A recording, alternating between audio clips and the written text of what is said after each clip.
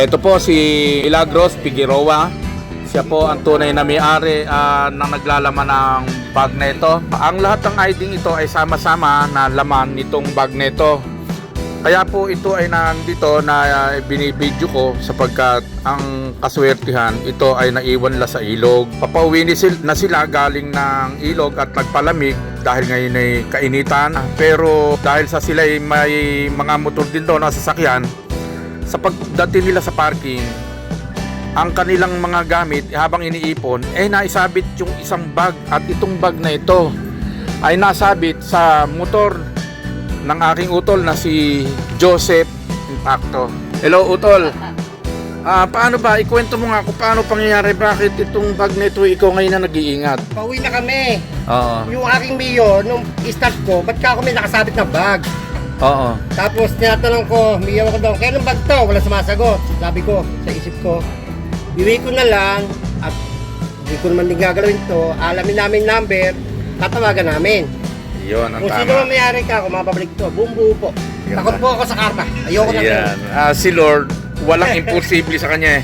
Basta't gumagawa ka ng laging tama, ay alam ni Lord kung ano ang pagpapalang darating sa iyo balang araw. Magandang hapon po sa inyo. Ano po ang pangalan nila? Hello po, good afternoon po. Ako po si Emeline Figueroa, yung anak po ni Milagros Figueroa, may-ari po ng bag po. Paano po ba ang pangyayari? Bakit yung bag nyo naisabit sa hindi inyong motor? Kasi po, palabas na po kami noon. Apo. May sasakyan po kami, tapos dalawang motor po, isa sa kanila, tapos isa po sa amin. Opo. So habang naglo-load po ng mga maraming gamit po sa sasakyan namin, humiwalay muna kami ni Nani kasi po may baby ako, natutulog po. Medyo sumilong muna po kami sa medyo preskong area. Opo, sinabit ko po sa bag ni Sir.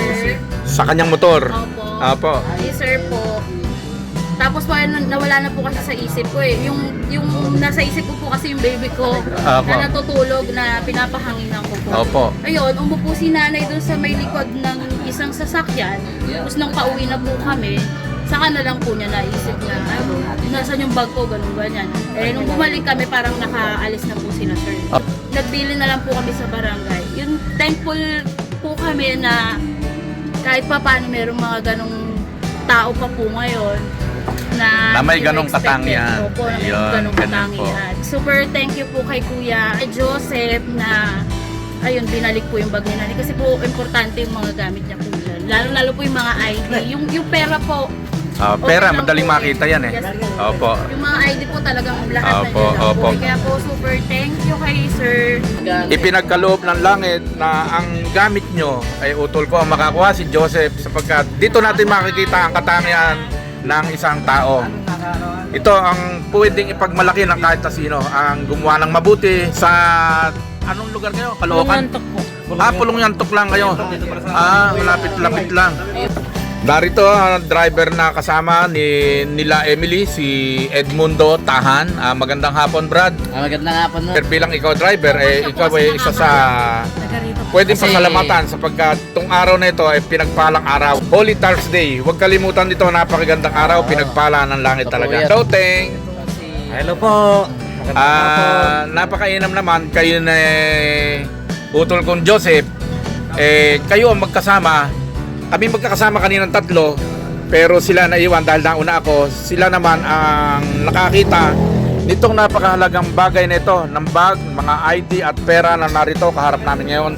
Ang pagpapala ng langit ay sumasa atin sapagkat hindi kayo ang una, ang utol ko, hindi natakawan sa paggawa ng pag-i-interest ng hindi niya pag-aari. Ito kasi ang katangiang ipinamana sa amin ng aming magulang, ng aming ama nung araw. Ang pinagbili niya, sino man sa inyong mga anak ko, huwag gagawa ng masama. Pag nabulong kayo, makita niyo ako. Pero pag nagkamali kayo at kalaban niyo batas, hindi niyo ako makita sa kulungan. Maraming salamat po, madam. Salamat po. Ganun din po sa inyo. Salamat din po sa inyo, Brad. Sila Joseph, maraming salamat sa iyo, utol. Naibalik mo sa tunay na may-ari itong bag na napulot mo. Narito po. Maraming salamat din po sa inyo. Ito, sila. Narito yung mga ID, bag at yung pera. Maraming salamat. Salamat kuya, salamat.